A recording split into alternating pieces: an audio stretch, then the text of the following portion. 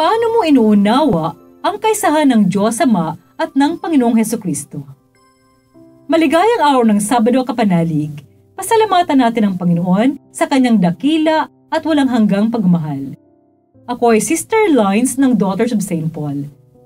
Matutunghayan natin sa mabuting balita ang malinaw na patotoo na ang Panginoong Hesus at Diyos Ama ay iisa. Tugon ito sa maraming sekta na di naniniwala sa kaisahan ng Diyos Ama at Anak at tinuturing si Jesus na isa lamang tao o propeta. Atin ang pagnilayan ang mabuting balita.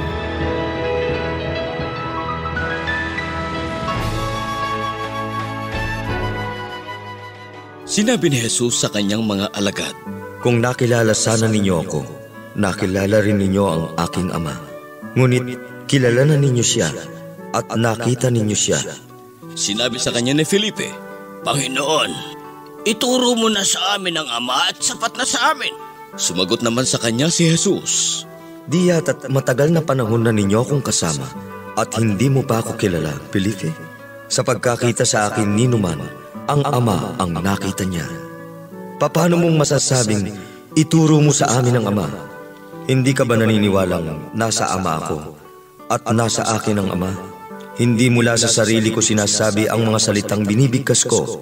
Sa akin nanunuluyan ang Ama at siya ang gumagawa ng kanyang mga gawa.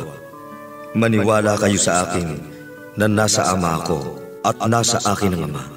Kung hindi dahil sa akin, maniwala kayo dahil man lamang sa mga gawa. Talagang sinasabi ko sa inyo, magagawa ng nananalig sa akin ang aking ginagawa, at mas dakila pang mga bagay ang kanyang gagawin, sapagkat sa Ama ako papunta. Anumang hingin ninyo sa ngalan ko'y gagawin ko upang luwalhatiin ang Ama sa Anak. At kung sa akin may hihingin kayo, sa ngalan ko, gagawin ko yun."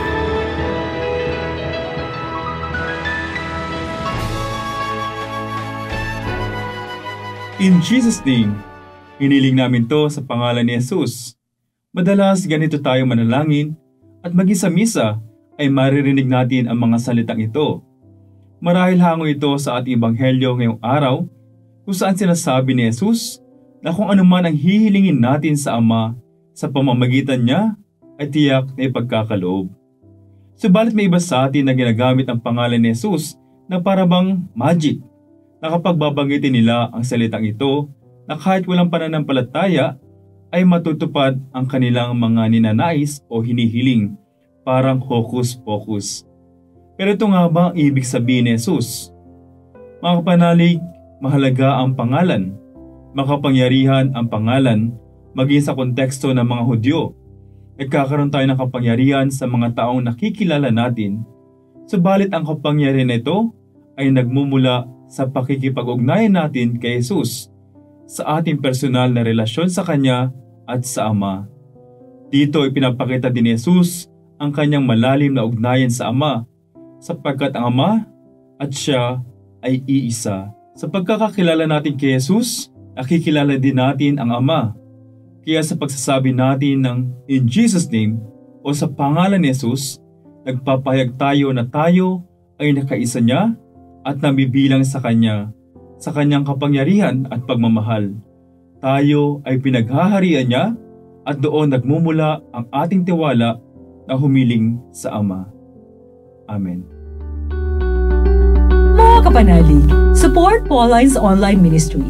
Subscribe, like, and follow us on Facebook, YouTube, Instagram, Twitter, TikTok, Spotify, Google, and Apple Podcast. Maraming salamat po.